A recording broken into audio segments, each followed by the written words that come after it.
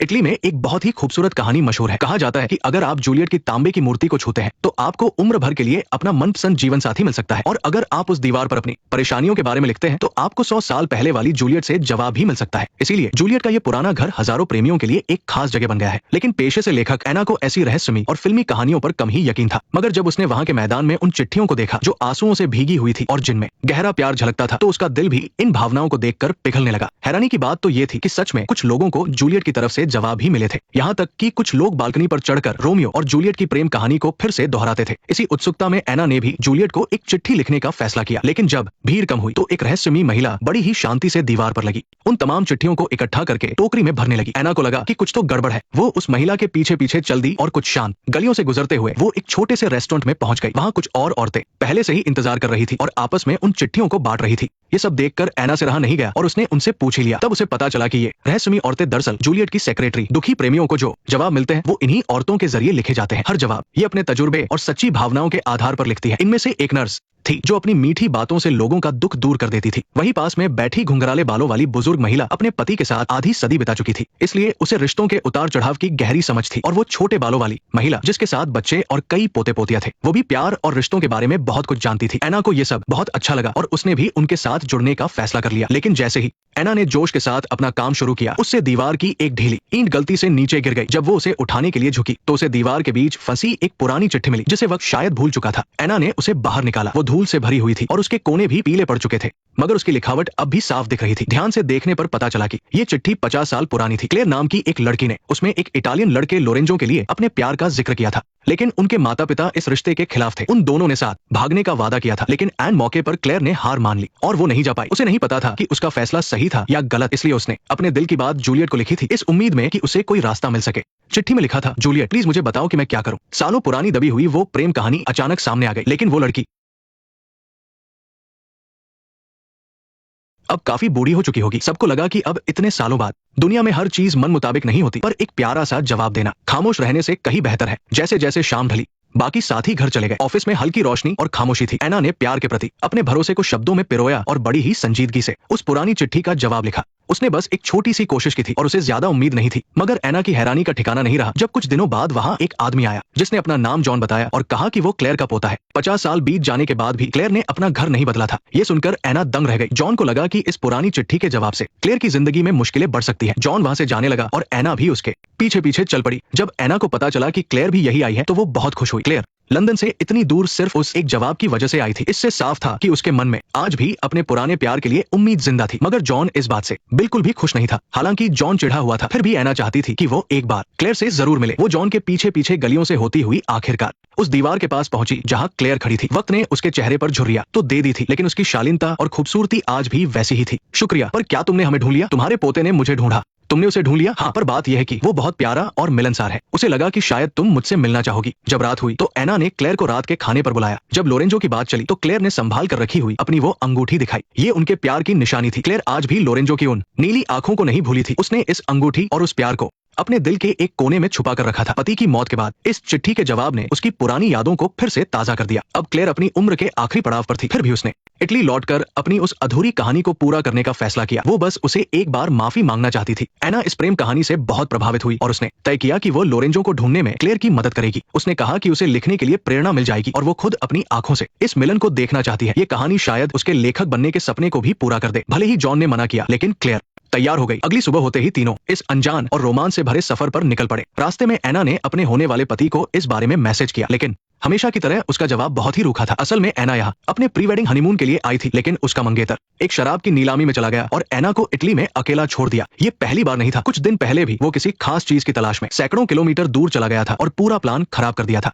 वो अपने नए रेस्टोरेंट के काम में मशगूल था और एना अकेली। उनका साथ होने वाला हनीमून अब 2 अलग अलग रास्तों पर चल रहा था। उसे मुझसे बारिश और नए स्विमिंग पूल के बारे में बातें करना पसंद है। हम कई किलोमीटर तक पैदल चले। हम उस घास के मैदान में लेटे थे। मुझे आज भी सब याद है। जॉन बीच बीच में टोकता रहता था, लेकिन क्लेयर ने कहा कि वो बिल्कुल अपने दिवंगत दादा जैसा ही है। धीरे धीरे यादें ताजा होने लगी। वे पुरानी बातों को याद कर रहे थे जिनमें बीता हुआ वक्त और थोड़ी सी कसक थी। लेकिन जैसे जैसे वे लोरेंजो के घर के करीब पहुंच रहे थे, क्लेयर की धड़कनें बढ़ती जा रही थी। इतने सालों बाद मिलने की खुशी अब डर में बदल रही थी। वो उस दरवाजे के सामने खड़ी हुई और हिम्मत जुटाकर दस्तक दी, लेकिन जॉन को डर था कि अचानक पहुंचने से घर की मालकिन को गलतफहमी न हो जाए। दरवाजा खुला और लोरेंजो की उम्र का ही एक आदमी बाहर आया। उसका नाम भी लोरेंजो ही था, लेकिन जैसे ही नजरें मिली क्लेयर की उम्मीद टूट गई। वो समझ गई कि ये वो इंसान नहीं है। तसल्ली के लिए जॉन ने 50 साल पुरानी गर्मियों का जिक्र किया, लेकिन उसे क्या पता था कि वो उस आदमी का पुराना जख्म कुरेद देगा। वो आदमी भी अपने पहले प्यार की वजह से बहुत दुखी था। वे तीनों वहां से चुपचाप निकल आए। एना की जांच पड़ताल से पता चला कि इस शहर में लोरेंजो नाम के सैकड़ों आदमी हैं। इससे उनकी तलाश और भी ज्यादा मुश्किल हो गई, लेकिन क्लेयर को पूरा भरोसा था कि उसका लोरेंजो इस छोटे से कस्बे को छोड़कर कहीं नहीं गया होगा। उसे पता था कि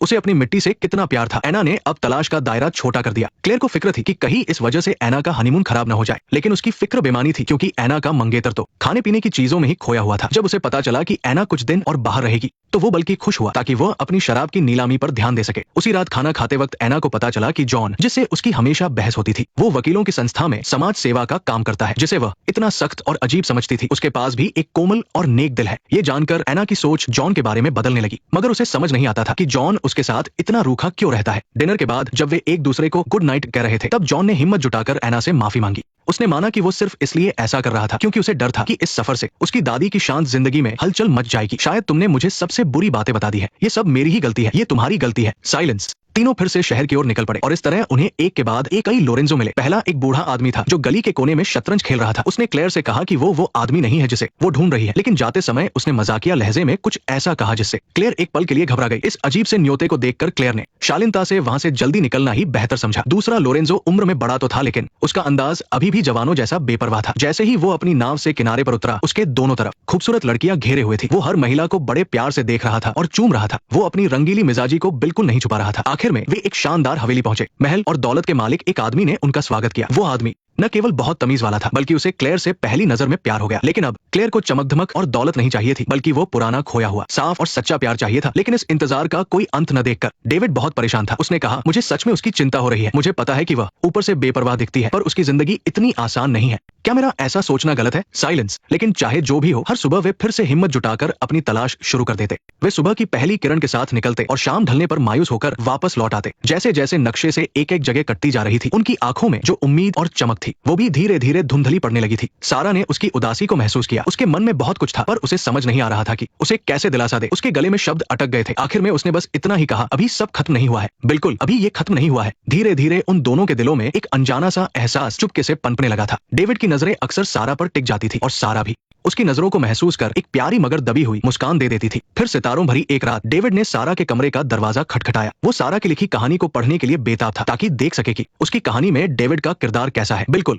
नहीं, मैं कैसे यकीन कर लूं कि मुझे धोखा दिया जा रहा है। ये बातचीत एक छोटी सी गुड नाइट के साथ वही खत्म हो गई, लेकिन डेविड इतनी जल्दी हार मानने वाला नहीं था। अगले दिन दोपहर को जब सुनहरी धूप गलियों में बिखरी थी और हवा में एक मीठा सा आलस घुला हुआ था, डेविड ने सारा को फिर से उस शांत कस्बे को घूमने का न्योता दिया। सारा थोड़ी झिझक रही थी, पर उसकी सादगी छिपे नहीं छुप रही थी। सारा ने ज्यादा कुछ नहीं कहा, बस धीरे से हाँ कह दिया। इस तरह वे दोनों गलियों की उस नरम रोशनी में खो गए। उस प्यारी दोपहर में उन्होंने अपने दिल की दीवारें गिरा दी और पुरानी यादों के बारे में बात करने लगे। डेविड ने बताया कि कैसे 10 साल की उम्र में उसके माता पिता एक कार हादसे में गुजर गए थे और वो अपने दादा दादी के साथ पला बढ़ा। उसकी आवाज में पुरानी यादों का दर्द और अपनी किस्मत के लिए थोड़ा गुस्सा भी था। पिछले साल ही दादी ने अपना जीवन साथी खो दिया और डेविड का एक रिश्ता भी बुरी तरह टूट गया। जिंदगी जैसे उलझती जा रही थी और उनके दिलों के तार टूटने लगे थे। उसे अब कहानियों के खुशहाल अंत पर यकीन नहीं रहा था। सारा चुपचाप सुन रही थी। वो उस अकेलेपन को समझ सकती थी। अपने मंगेतर की बेरुखी की वजह से सारा अक्सर खुद को अकेला महसूस करती थी। धूप में हुई उस बातचीत ने जैसे दिल की बर्फ पिघला दी हो। सारा आखिरकार अपनी लिखी हुई बातें उसे दिखाने को तैयार हो गई। डेविड भी उसकी लिखाई से बहुत प्रभावित हुआ। उसकी आंखों में हैरानी और सम्मान था।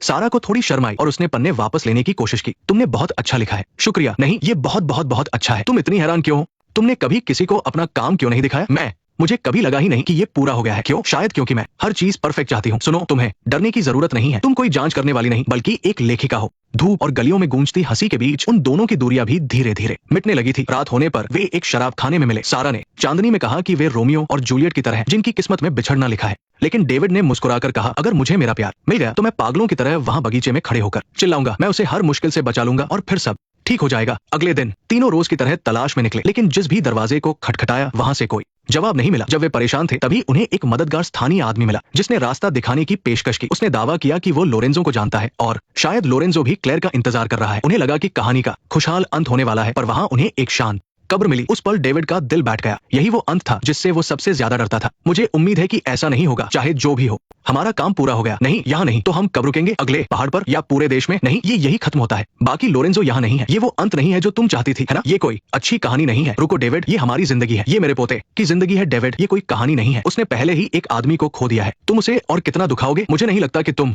ये समझोगे, क्योंकि तुम्हें असली नुकसान का अंदाजा ही नहीं है। ये बातें सारा को बहुत चुभ गई। उसने कोई बहस नहीं की, बस चुपचाप एक तरफ चली गई और हवा में अपने बिखरे बालों के साथ अपनी उलझनों में खो गई। माहौल को उदास देख क्लेयर ने डेविड को धीरे से समझाया। भले ही उसके माता पिता हादसे में चले गए थे, लेकिन उसका बचपन उनके प्यार के साए में बीता था। पर सारा की कहानी अलग थी। उसकी माँ ने उसे बचपन में ही छोड़ दिया था। उसे कभी प्यार मिला ही नहीं। शुरुआत से ही दुनिया में अकेला छोड़ दिए जाने का एहसास शायद किसी को खोने से भी ज्यादा दर्दनाक होता है। डेविड की बातों ने अनजाने में सारा के उसी पुराने जख्म को छेड़ दिया था। जब क्लेयर सारा के कमरे में गई तो सारा ने अपने जज्बातों को छुपाने की कोशिश की, लेकिन उसकी लाल आंखें झूठ नहीं बोल सकती थी। क्लेयर करीब गई और धीरे से सारा के आंसू पोंछे। उसने ज्यादा कुछ नहीं कहा, बस धीरे धीरे उसके बिखरे बालों को संवारने लगी। क्लेयर का ये स्पर्श सारा को एक माँ की ममता जैसा सुकून दे रहा था। अगली सुबह सारा जब सुबह की सुनहरी धूप में बाहर आई तो डेविड उसके सामने गया। अब उसकी आंखों में वो पुराना जिद्दीपन नहीं था, बल्कि एक समझदारी और पछतावा था। उसने सारा की आंखों में देखकर दिल से माफी मांगी। सारा ने बस एक प्यारी सी मुस्कान दी। उस मुस्कान में कोई शिकायत नहीं थी। उसने कभी डेविड को बुरा नहीं माना था और उसकी माफी स्वीकार कर ली। तीनों ने साथ बैठकर बातें की। हंसी मजाक के बीच क्लेयर ने सारा को उसकी मदद और साथ के लिए शुक्रिया कहा। भले ही वे अजनबी थे, पर यह रिश्ता अब अटूट हो गया था।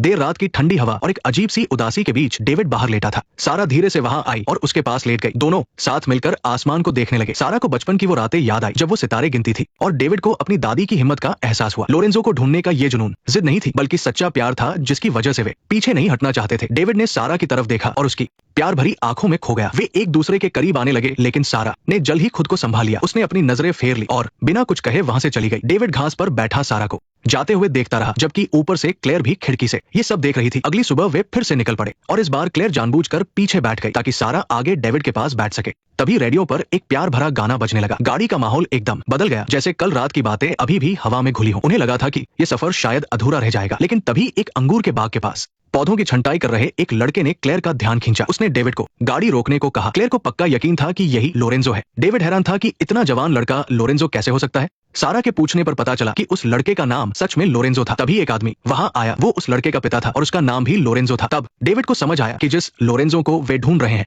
वो शायद इस लड़के के दादाजी हैं। लड़के ने बताया कि उसके दादाजी दूसरे बाग में गए हैं और बस थोड़ी देर में वापस आने ही वाले हैं। साइलेंस। लेकिन जब मिलने की घड़ी पास आई तो क्लेयर की हिम्मत जवाब दे गई और वो पीछे हटने लगी। सारा लोरेंजो यही है, वह गया है पर जल्दी ही वापस आ जाएगा। सब कुछ इतना करीब था, पर क्लेयर को समझ नहीं आ रहा था कि वो इतने सालों बाद उसके सामने किस हैसियत से जाएगी। नेक्स्ट पार्ट देखने के लिए वीडियो को लाइक करो।